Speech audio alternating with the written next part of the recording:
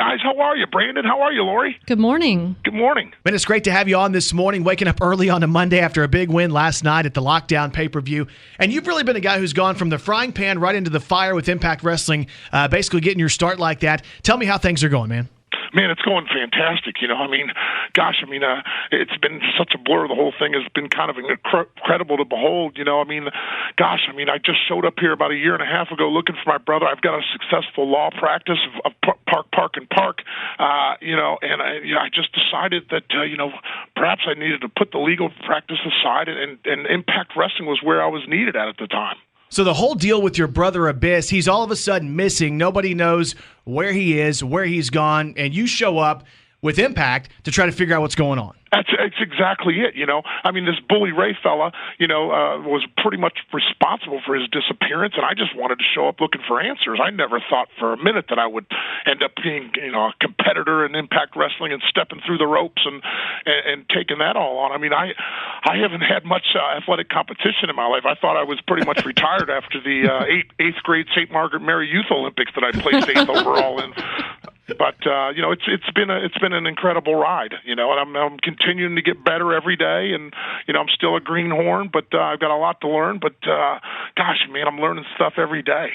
So how excited are you? Because, you're getting to go to cities for the first time in a lot of different places, like Jonesboro. Impact has never been in Jonesboro at the Convocation Center. And you're going to be here, a part of Impact Live at the Convocation Center March 28th. How exciting is this touring the world for you? Man, touring the world, with my legal practice, I got to travel a little bit, but nothing like this. My gosh, Impact Wrestling on the road every week, in March 28th, right there at the ASU Convocation Center in Jonesboro. My gosh, wrestling, I know that the rich history of wrestling that I've been able to read about back in that Jonesboro has had throughout the years, and just knowing that, professional wrestling coming back to Jonesboro, Arkansas, it's just an exciting thing. I didn't realize that wrestling hasn't been there in so long. Well, it's been a long time, and when you think about Hulk Hogan coming in for the first time, since he broke in and came through Memphis in 1978. Since he's been a superstar, he's never been back in Northeast Arkansas, so people are fired up about that. And I know that the Hulkster is really the reason that you ended up with that contract to be in the ring with Impact Wrestling. Oh, no doubt about it, my friend. No doubt about it, Brandon and Lori. Hulk was the reason that I was able to undertake this career, and Hulk was very gracious, and I was a bit of a pest, I must admit, but in the end, Hulk saw something in me and allowed me to give me that contract and allowed me to compete here in Impact Wrestling, and I owe the world to Hulk, no doubt about it. And that's crazy that he hasn't been in Jonesboro since 1978 or in that area. That's just fantastic for these fans. Just off the top of my head, all these fans that have always been rabid Hulkamaniacs, to be able to get to come and see Hulk on March 28th, that's going to be pretty special. So what was it like to train OVW in Louisville? Wow, Lori, I'll tell you what, it was the hardest thing I've ever done in my life. I thought passing the bar exam was difficult, but let me tell you something. Danny Davis, Ohio Valley Wrestling, Danny Davis, they're synonymous with professional wrestling. They've been a factory for this industry for a long time of putting out, big stars and make it and preparing guys and making them ready for the next level. So being trained by Mr. Davis was just fantastic, but it was the hardest thing I think I've ever done in my life. Well, you were a big guy to go up there and train. A lot of times when you look at guys who want to go into wrestling, it's not normal to see guys your size who say, hey, I just want to go ahead and try this after I've had a successful law career. It's kind of unusual. Yeah, it's very, very unusual. There's no doubt about it, man. And, like I said, I never saw things going this way. And, it's weird how things play out, in life and then in circumstances.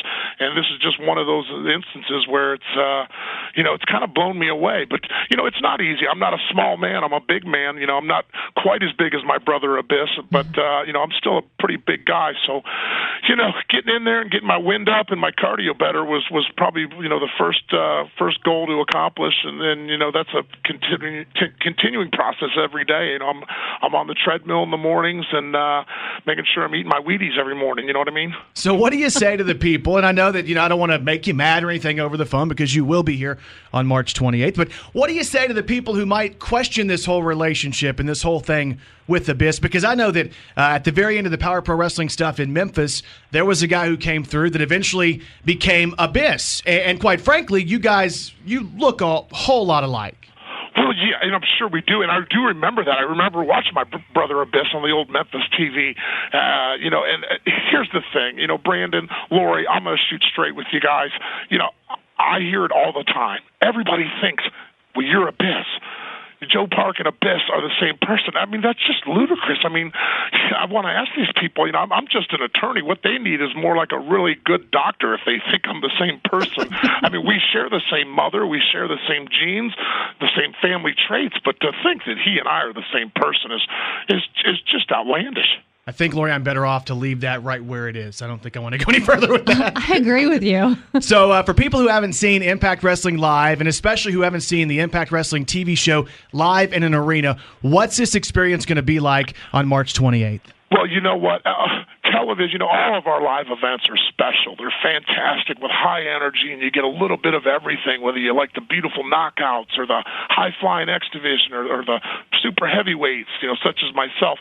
But television, I don't have to tell you guys, it just takes it to a whole new level. And to be a part of that live television experience while we're going to be, simultaneously live on Spike Television, it's a different world. It's almost undescribable, but for the fans that haven't been out, you can expect to see a really high energy show.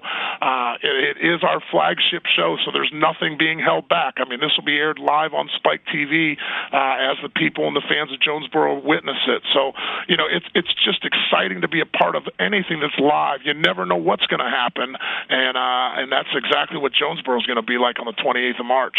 And again, tickets on sale right now at tickets.astate.edu, or you can run by the box office to get those. And more info at kissjonesboro.com. Joseph Park, we can't wait to see you March 28th at the Convo.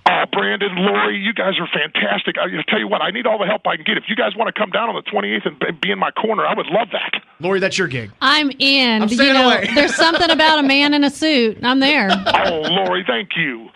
All right, man. Thanks, and have a great day. You too. Thank you, guys.